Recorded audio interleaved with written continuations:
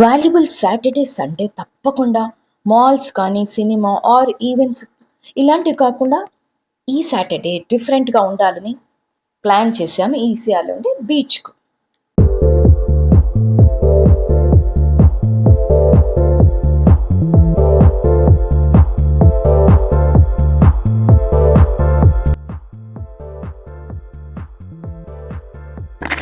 Summer ఎండలకు తట్టుకోలేక 3 గంటలకు బయలుదేరాల్సిన వాళ్ళం 4 గంటలకు ఎలాగో మార్చుకుని బయలుదేరాం. ఈసీఆర్‌లో అలా వెళ్తూ ఉంటే బోలెడన్ని లెఫ్ట్ సైడ్ లేన్స్ ఉంటాయి. ఎందులో వెళ్ళినా బీచ్‌కు దాదాపు 1 కిలోమీటర్ ప్రయాణించాక ఈజీగా చేరుకోవచ్చు. అలా కాస్త ఎండ తగ్గి క్లౌడీగా అనిపించింది. నేను స్నాక్ తయారు చేశాను, తను కాఫీ చేసుకుని బయలుదేరాం. అలా వెళ్తూ ఉంటే సన్న చినుకులు మొదలైంది. చాలా బాగా అనిపించింది ఆ మట్టి వాసన అది. కానీ ఇలా అవుతుంది అనుకోలేదు. ఇలా ఒక ట్విస్ట్ జరిగింది అక్కడ. మీ అందరితో పంచుకుంటాను. నిజంగా కొంచెం భయం వేసింది. అలా వెళ్తూ ఉంటే లోన్లీగా అనిపించింది. దానికి తోడు నారో లేన్స్, అక్కడక్కడ ఒక్కరో ఇద్దరో తప్ప. అలా లోన్లీ ప్లేస్కు రాకుండా ఉండాల్సిందే. కాస్త నిదానంగా ఆలోచించి ఉండాల్సింది మేమిద్దరం. అక్కడ దిగగానే కుక్కలు అరవడం మొదలుపెట్టాయి. ఇంకా భయం వేసి మొండి ధైర్యం తెచ్చుకుని బీచ్ వైపు వెళ్ళడం మొదలుపెట్టాము.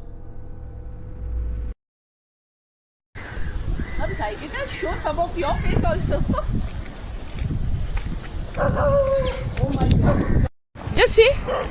Oh no, now it is recording. Go.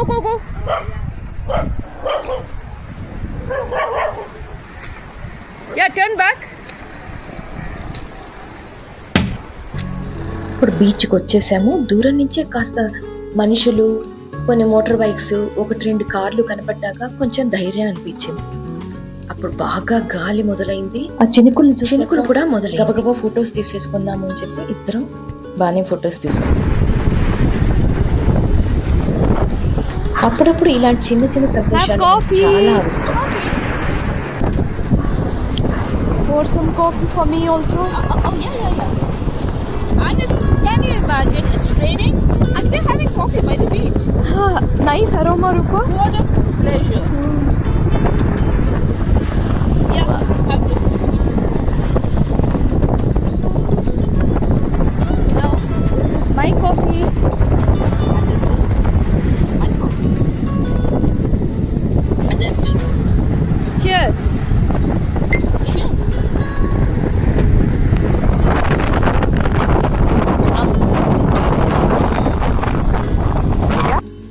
పడుతూ ఉంటే ఇద్దరం రూపా చేసిన వేడి ఫిల్టర్ కాఫీ సముద్రం ఒడ్డున ఎంజాయ్ చేశాం.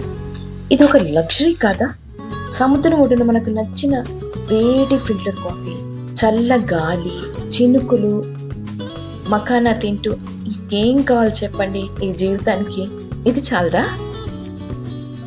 ఇలా ఎవరికైనా నచ్చితే కమెంట్ చేయండి. లైక్ మైండెడ్ పీపుల్ ఉంటారు కదా. ఇప్పుడేమో నా వంటగా నేను స్నాక్ చేసి తీసుకురావాలి కదా, నేను ఆయిల్ ఫుడ్స్కి అగెయిన్స్ట్.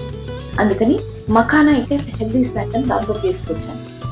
మకానా అంటే అదే అండి, తామర గింజలు బాదం పప్పులు క్రిస్పీగా అయ్యేంత వరకు 2 స్పూన్ల నెయ్యి వేసి లో ఫ్లేమ్లో వేయించి గరం మసాలా, ఉప్పు కలిపి స్నాక్ చేసి తీసుకొచ్చాను. ఇది హెల్దీ స్నాక్ కదా. ఎవరైనా హెల్త్ కాన్షియస్ వాళ్ళు, క్యాలరీ కాన్షియస్ వాళ్ళు బాగా తినచ్చు.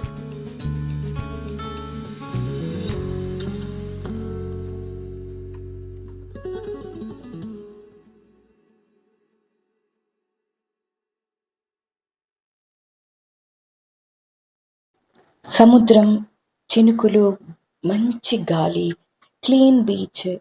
అక్కడి నుంచి నిజంగా లేవబుద్ధి కాలేదు తెలుసా. అలా చాలాసేపు కూర్చుండిపోయాం మేము. అలా ఎంజాయ్ చేస్తూ ఉండగా ఇలా ట్విస్ట్ అవుతుందో అనుకోలేదు. అన్నీ స్మూత్గా జరిగిపోతే ఇంకేముంది చెప్పండి లైఫ్లో. ఇంతలో ఒక గ్యాంగ్ బాయ్స్ విచిత్రంగా జుట్టు కట్ చేసుకుని, ముక్కు పుడక ఇవన్నీ పెట్టుకొని వాళ్ళు వచ్చారు. వాళ్ళ డ్రెస్సింగ్, వాళ్ళ హెయిర్ స్టైల్ చూస్తే కొంచెం విచిత్రంగా అనిపించింది. లోపల చాలా భయంగా ఉన్న, పైకి మాత్రం ధైర్యం నటిస్తూ కూర్చున్నాం. అలా వాళ్ళు బాల్ పైకి కొట్టినప్పుడంతా మా దగ్గరికే వచ్చి పడుతుంది. అది గాలి వాటానికి అలా పడుతుందో వాళ్ళు మమ్మల్ని హెరాస్ చేయడానికి అలా చేస్తున్నారో అర్థం కాలేదు. మెల్లగా చీకటి పట్టడం మొదలుపెట్టింది. అలా చూస్తూ కూర్చున్నాం. కాసేపటికి వాళ్ళు మెల్లగా వెళ్ళిపోయారు.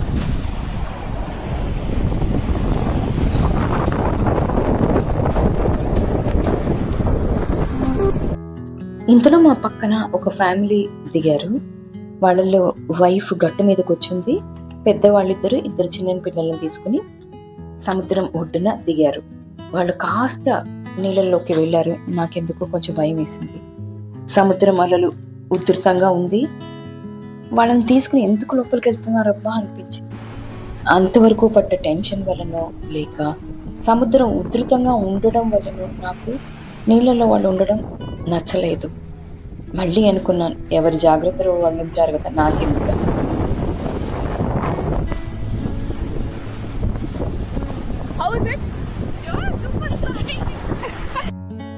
ఇంతలో రూప తను కూడా సముద్రం ఒడ్డున వెళ్ళి నీళ్ళలో కాసేపు ఆడుకుని చీకటి పడిపోతుంది అంటే కూడా వినిపించుకోకుండా బాగా నీళ్ళు ఆడి వెనక్కి వచ్చింది. ఎంజాయ్ చేసాం, చాలా బాగుండింది.